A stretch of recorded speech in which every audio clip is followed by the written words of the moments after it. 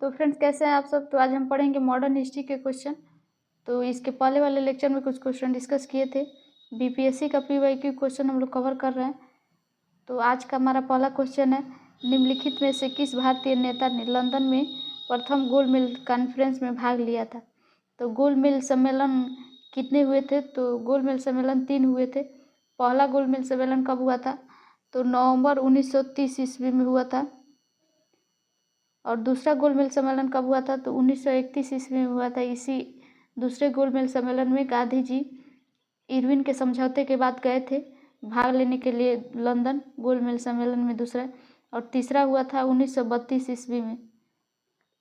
तो गांधी इरविन का समझौता कब हुआ था। तो देखिएगा 5 मार्च 1931 ईस्वी को हुआ था। इसी समझौते के बाद गांधी जी गए थे दूसरे गोलमेज सम्मेलन में भाग लेने। तो यहाँ पे क्वेश्चन में पूछा है कि प्रथम गोलमेज सम्मेलन का कौन सा नेता ने लंदन में गया था भाग लेने के लिए। तो मौलाना मोहम्मद अली। इसका आंसर ऑप्शन ए हो जाएगा।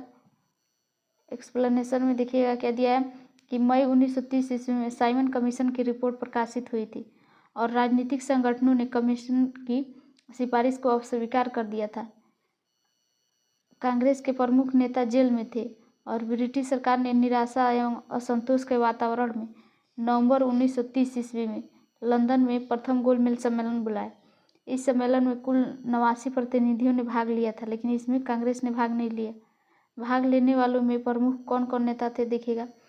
तेज बहादुर सप्रू थे, फजल हक, मोहम्मद अली जिन्ना, होमी मोदी, एस.आर. जयशंकर और मुंजे भीमराव अम्बेडकर जी और सुदर्शन सिंह मजीठिया। अगला क्वेश्चन है, तीनों गोलमेज सम्मेलन में कौन से नेता ने भाग लिया था। तो ऐसे कौन से नेता थे जो तीनों गोलमेज सम्मेलन में भाग लिए थे। तो भीमराव अम्बेडकर जी थे। इसका आंसर ऑप्शन सी हो जाएगा। इसका एक्सप्लेनेशन है कि दलित नेता भीमराव अम्बेडकर जी ने तीनों गोलमेज सम्मेलन में हिस्सा लिया था। यानी कि तीनों गोलमेज सम्मेलन में ऐसे कौन से नेता थे जिन्होंने भाग लिया था। तो भीमराव अम्बेडकर जी थे। और प्रथम गोलमेज सम्मेलन कब हुआ था। तो 1930 ईस्वी में हुआ था। दूसरा 1931 में और तीसरा गोलमेज सम्मेलन 1932 ईस्वी में था।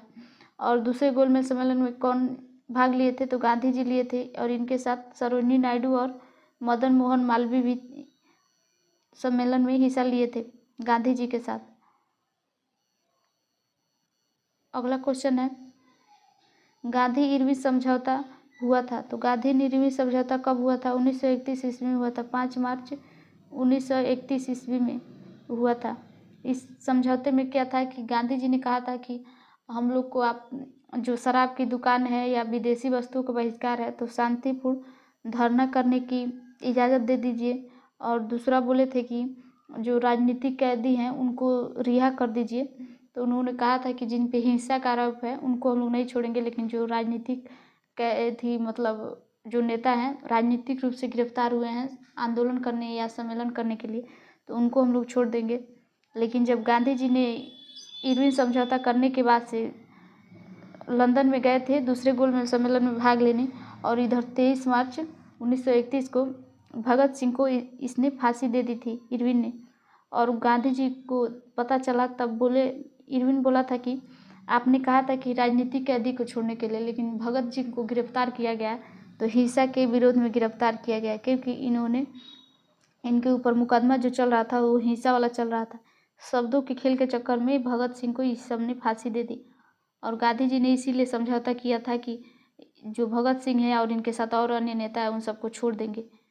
और यह समझौता करने के बाद ये चले गए लंदन में गोलमेज सम्मेलन में भाग लेने के लिए, और इधर भगत सिंह को इस सब ने फांसी दे दी है।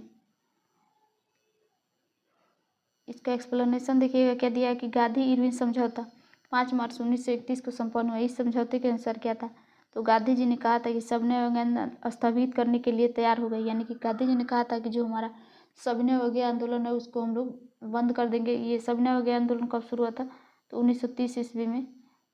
और दूसरा क्या था कि सभी युद्ध बंदी जिनके विरुद्ध हिंसा का आरोप नहीं है, यानी जो राजनीतिक कैदी है, उनको रिहा करने का आदेश। इरविन ने कहा था कि हम उन लोग को छोड़ देंगे जो भी राजनीतिक कैदी हैं। और तीसरा कि जो विदेशी कपड़े और शराब है उस पर शांतिपूर्ण धरना करने का अधिकार दीजिए। समुद्री तटीय प्रदेशों में बिना नमक कर दिए नमक बनाने की अनुमति। ये सारी बात जितने भी पॉइंट है इसने इरविन ने मान लिया था कि हाँ हम लोग को इसके लिए तैयार हैं, तो इसलिए गांधी जी दूसरे गोलमेज सम्मेलन में भाग लेने के लिए गए थे कांग्रेस की तरफ से। कांग्रेस द्वितीय गोलमेज सम्मेलन में भाग लेने के लिए तैयार हो गए, परंतु इस समझौते ने जनता को निराश किया, क्योंकि भगत सिंह, सुखदेव, राजगुरु को तीनों लोगों को फांसी न दिए जाने की जनता की मांग को सम्मिलित नहीं किया गया। यानी कि उसने कहा था कि हम लोग फांसी नहीं देंगे, लेकिन जब गांधी जी चले गए उसके बाद से बोला कि जो ये तीनों लोग हैं इनके ऊपर हिंसा का आरोप है, इसलिए इनको इधर फांसी दे दी। इरविन और था और जो इसके साथी थे। अगला क्वेश्चन है कि प्रसिद्ध गांधी इरविन समझौता किस वर्ष हुआ था? तो 1931 ईस्वी में हुआ था। ये TRE 2 के एग्जाम में भी आया था हिस्ट्री के क्वेश्चन में कि गांधी इरविन समझौता कब हुआ था? तो 5 मार्च 1931 ईस्वी को हुआ था। अगला क्वेश्चन है कि कौन सा गोलमेज सम्मेलन 1932 ईस्वी में संपन्न हुआ था? तो तीसरा गोलमेज सम्मेलन 1932 ईस्वी में हुआ था। इसका आंसर ऑप्शन सी हो जाएगा। और तीनों गोलमेज सम्मेलन में किसने भाग लिया था? तो भीमराव अम्बेडकर जी ने भाग लिया था। प्रथम गोलमेज सम्मेलन कब शुरू हुआ था? तो 12 नवंबर 1930 से लेकर 13 जनवरी 1931 तक चला था। लंदन में हुआ था गोलमेज सम्मेलन, जिसमें भारतीय उदारवादी दल, मुस्लिम लीग, हिंदू महासभा, दलित वर्ग, व्यापारी वर्ग और रजवाड़ों के प्रतिनिधियों ने भाग लिया था, किंतु कांग्रेस ने इसमें भाग नहीं लिया था। दूसरा गोलमेज सम्मेलन कब शुरू हुआ था? तो 7 सितंबर 1931 से लेकर 1 दिसंबर 1931 तक चला था और कांग्रेस के एकमात्र प्रतिनिधि गांधी जी ने हिस्सा लिया था। तीसरा गोलमेज सम्मेलन कब शुरू हुआ था? तो 17 नवंबर 1932 से 24 दिसंबर 1932 तक चला था। कांग्रेस ने इस सम्मेलन का बहिष्कार कर दिया था। अगला क्वेश्चन है कि राष्ट्रीय भारतीय कांग्रेस ने किस गोलमेज सम्मेलन में भाग नहीं लिया था? तो किस में भाग नहीं लिया था? इसका आंसर होगा तो हो जाएगा कि सिर्फ दूसरे गोलमेज सम्मेलन में राष्ट्रीय कांग्रेस ने भाग लिया था, तो इसलिए इसका आंसर एक से अधिक हो जाएगा। ऑप्शन ई हो जाएगा उपयुक्त में से एक से अधिक, ऑप्शन ई हो जाएगा इसका आंसर, क्योंकि पहला और तीसरा में जो भारतीय राष्ट्रीय कांग्रेस है उसने भाग नहीं लिया था और दूसरे जो गोलमेज सम्मेलन था उसमें गांधी जी ने कांग्रेस की तरफ से भाग लिया था, इसलिए इसका आंसर उपयुक्त में से एक से अधिक हो जाएगा। अगला क्वेश्चन है कि द्वितीय गोलमेज सम्मेलन किस प्रश्न पर असफल रहा था? तो द्वितीय गोलमेज सम्मेलन किस सांप्रदायिक प्रतिनिधित्व पर? इसका आंसर ऑप्शन ए हो जाएगा। द्वितीय गोलमेज सम्मेलन 7 सितंबर 1931 को प्रारंभ हुआ था, जिसमें गांधी जी ने कांग्रेस के एकमात्र प्रतिनिधि के रूप में सम्मिलित हुए थे और यह सम्मेलन सांप्रदायिक समस्या पर विवाद कारण पूरी तरह असफल रहा। जो दलित नेता थे भीमराव अम्बेडकर जी, इन्होंने दलितों के लिए पृथक निर्वाचन मंडल की मांग की थी, जिसे गांधी जी ने अस्वीकार कर दिया था। अतः सांप्रदायिक गतिरोध के कारण 1 दिसंबर 1931 को समाप्त कर दिया गया था। सांप्रदायिक निर्वाचन मंडल का मतलब कि जो भीमराव अम्बेडकर जी थे तो ये चाहते थे कि जो दलित है उनके लिए अलग से निर्वाचन मंडल की व्यवस्था की जाए और जहाँ से जो दलित हैं अगर चुनाव लड़ने के लिए खड़े होते हैं उस सीट पर, तो उनके वोट के लिए सिर्फ दलित ही उन पर वोट करें। और गांधी जी ऐसा नहीं चाहते थे। गांधी जी का कहना था कि अगर दलित वर्ग को आरक्षण दिया जा रहा है तो सिर्फ उस सीट पर दलित ही उठेंगे, लेकिन जो वोट देना है तो इसमें सभी धर्मों के लोग दे सकते हैं वोट। तो इसी बात पे विवाद हुआ था। तो पूना पैक्ट हुआ था गांधी जी और अम्बेडकर साहब के बीच में 1932 ईस्वी में। अगला क्वेश्चन देखिएगा, महात्मा गांधी दिसंबर 1931 ईस्वी में खाली हाथ कहाँ से भारत लौटे थे? तो लंदन से लौटे थे। द्वितीय गोलमेज सम्मेलन जो 1931 ईस्वी में हुआ था उसी में सांप्रदायिकता को नहीं माने थे गांधी जी ने और इसलिए वहाँ से चले आए वापस। तो इसका आंसर ऑप्शन ए हो जाएगा। गांधी जी कांग्रेस के एकमात्र प्रतिनिधि के रूप में 7 दिसंबर 1931 ईस्वी को प्रारंभ द्वितीय गोलमेज सम्मेलन में भाग लेने गए थे, लेकिन 28 दिसंबर 1931 को वापस निराश होकर खाली हाथ बम्बई पहुंचे। स्वदेश पहुंचने पर उन्होंने कहा था कि यह सच है कि मैं खाली हाथ लौटा हूं, लेकिन मुझे संतोष है कि जो ध्वज है मुझे सौंपा गया था उसकी जिम्मेदारी मैंने उसे नीचे नहीं होने दिया और उसके सम्मान में के साथ मैंने कोई समझौता नहीं किया। अगला क्वेश्चन है कि गांधी इरविन समझौते के हस्ताक्षरित होने में किसने महत्वपूर्ण भूमिका निभाई थी? तो तेज बहादुर सप्रू ने। इसका आंसर ऑप्शन सी हो जाएगा। गांधी इरविन जो समझौता हुआ था कब हुआ था? तो 5 मार्च 1931 ईस्वी को हुआ था दोनों के मध्य समझौता। इसी को गांधी इरविन समझौते के नाम से जाना जाता है। और यह कहाँ हुआ था? तो दिल्ली में हुआ था 1931 ईस्वी में। इरविन ने देश में जो खुशी का वातावरण था उसको उत्पन्न करने के उद्देश्य से 26 जनवरी 1931 को गांधी जी को जेल से रिहा कर दिया। और तेज बहादुर सप्रू और एस.आर. जयशंकर के प्रयत्नों से गांधी जी और इरविन के मध्य फरवरी 1931 में दिल्ली में वार्ता आरंभ हुई और इनके मध्य एक समझौता हुआ 5 मार्च 1931 को, जिसे गांधी इरविन समझौता कहा गया। 5 मार्च 1900 को निम्न में से कौन समझौता हुआ था? तो गांधी इरविन समझौता हुआ था। इसका आंसर ऑप्शन सी हो जाएगा। अगला क्वेश्चन है कि अगस्त 1932 में रैमजे मैक्डोनाल्ड ने सांप्रदायिकता पंचायत के द्वारा पहली बार पृथक निर्वाचन मंडल का एक समूह बनाया था। तो रैमजे मैक्डोनाल्ड के सांप्रदायिक पंचायत के लिए किसके लिए निर्वाचक समूह बनाया गया था? तो अछूतों के लिए। इसका आंसर ऑप्शन डी हो जाएगा। जो इंग्लैंड के या ब्रिटेन के प्रधानमंत्री थे रैमजे मैक्डोनाल्ड, उन्होंने 16 अगस्त 1932 को सांप्रदायिक निर्णय प्रस्तुत किया है, जिसके अंतर्गत प्रत्येक अल्पसंख्यक समुदाय के लिए विधानमंडलों में कुछ सीटें आरक्षित कर दी गई, जिसके सदस्यों का चुनाव पृथक निर्वाचन मंडलों द्वारा किया जाना था। मुसलमान और सिख, ईसाई और आंग्ल भारतीय महिलाओं को तो पहले से ही अल्पसंख्यक माना जाता था। अब नए कानून के अंतर्गत दलित वर्ग को अल्पसंख्यक मानकर हिंदुओं से अलग कर दिया गया। अगला क्वेश्चन है कि सांप्रदायिक अवार्ड और पूना पैक्ट में क्रमशः दलित वर्ग के लिए कितनी सीटें दी गई थी? तो कितनी सीटें दी गई थी? 71 और 148। इसके आंसर सांप्रदायिक अवार्ड में 71 दी गई थी, जिसको गांधी जी ने अस्वीकार कर दिया था और बोला था कि हम दलितों को आरक्षण देंगे, लेकिन इस शर्त पे कि अगर वो चुनाव लड़ते हैं तो वोट देने के लिए सारे वर्ग के लोग वोट दे सकते हैं। और जो सांप्रदायिक अवार्ड था तो इसका कहना था कि दलित वर्ग को आरक्षण दिया जाएगा तो सिर्फ दलित जब चुनाव लड़ेगा तो सिर्फ दलित ही वोट दे सकते हैं। तो इसी को गांधी जी ने स्वीकार कर जो पूना पैक्ट था तो उसमें 148 सीट आरक्षित की थी। इसका आंसर ऑप्शन बी हो जाएगा।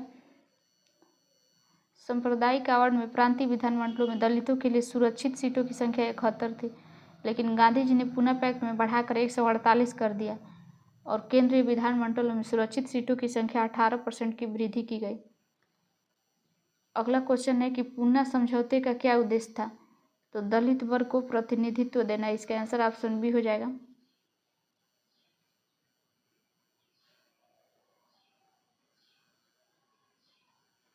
पूना पैक्ट कब हुआ था? तो 24 सितंबर 1932 ईस्वी को हुआ था पूना में गांधी जी और भीमराव अम्बेडकर के बीच में, जिसके अनुसार विभिन्न प्रांतीय विधानमंडलों में दलित वर्गों के लिए 148 सीटें आरक्षित की गई, जबकि सांप्रदायिक अधिनियम में केवल 71 सीटों की व्यवस्था की गई थी। केंद्रीय विधानमंडल में 18% सीटों को दलितों के लिए आरक्षित की गई थी।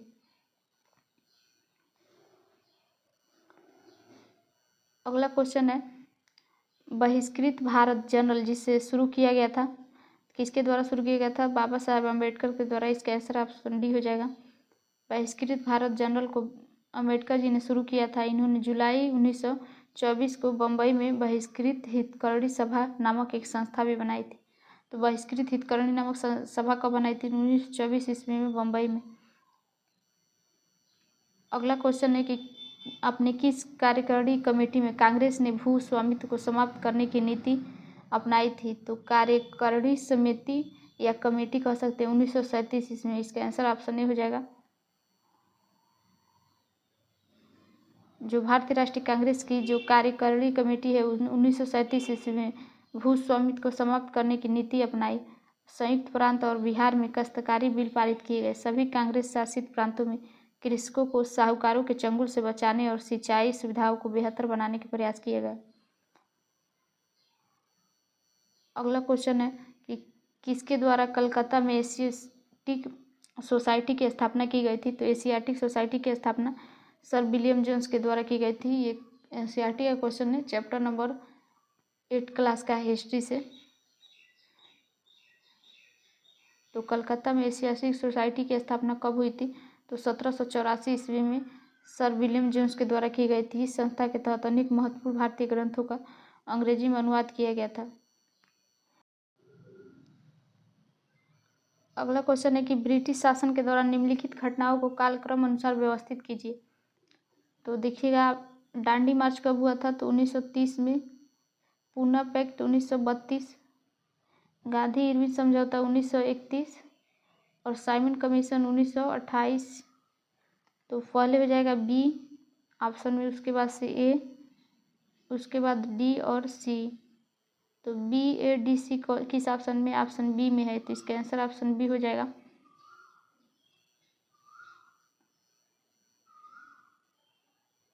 दांडी मार्च 1930 को साइमन कमीशन आयोग का गठन 1927 को गठन हुआ था, लेकिन भारत कब आया था? तो 1928 ईस्वी में आया था।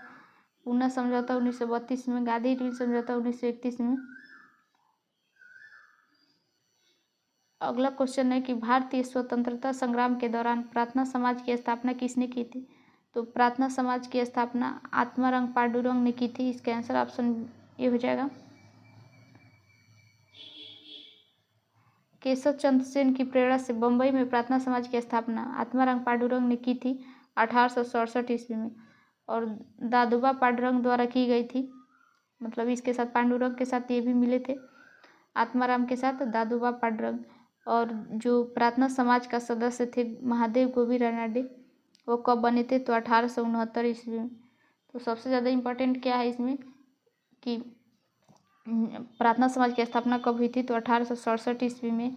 किसने किया था? तो आत्माराम पांडुरंग ने बम्बई में किया था। किसकी प्रेरणा से? तो केशव चंद्र सेन की प्रेरणा से। अगला क्वेश्चन है कि कौन से नील विद्रोह के नेता थे? तो नील विद्रोह के नेता कौन थे? दिगंबर विश्वास और विष्णु विश्वास। इसका आंसर ऑप्शन बी हो जाएगा। 1859 से 60 ईस्वी के बीच में हुआ था नील विद्रोह, बंगाल के नदिया जिले के गोविंदपुर गांव में। और इसके नेता थे दिगंबर विश्वास और विष्णु चरण विश्वास। और दीनबंधु मित्र ने नील दर्पण नामक नाटक लिखा था। उसमें नील की खेती करने वाले किसानों का, जो किसान थे, उनका शोषण चित्रित किया था, या उनके बारे में लिखा था या वर्णन किए थे। अगला क्वेश्चन है कि भारत के वायसराय के रूप में किसके कार्यकाल में महान शहीद भगत सिंह, सुखदेव और राजगुरुदेव को फांसी दी गई थी? तो इरविन के समय काल में। इसका आंसर ऑप्शन बी हो जाएगा। महान शहीद क्रांतिकारी भगत सिंह, सुखदेव और राजगुरु को वायसराय इरविन ने, इसका कार्यकाल कब से था? तो 3 अप्रैल 1926 से लेकर 18 अप्रैल 1931 तक कार्यकाल में 23 मार्च 1931 ईस्वी को फांसी दी गई थी।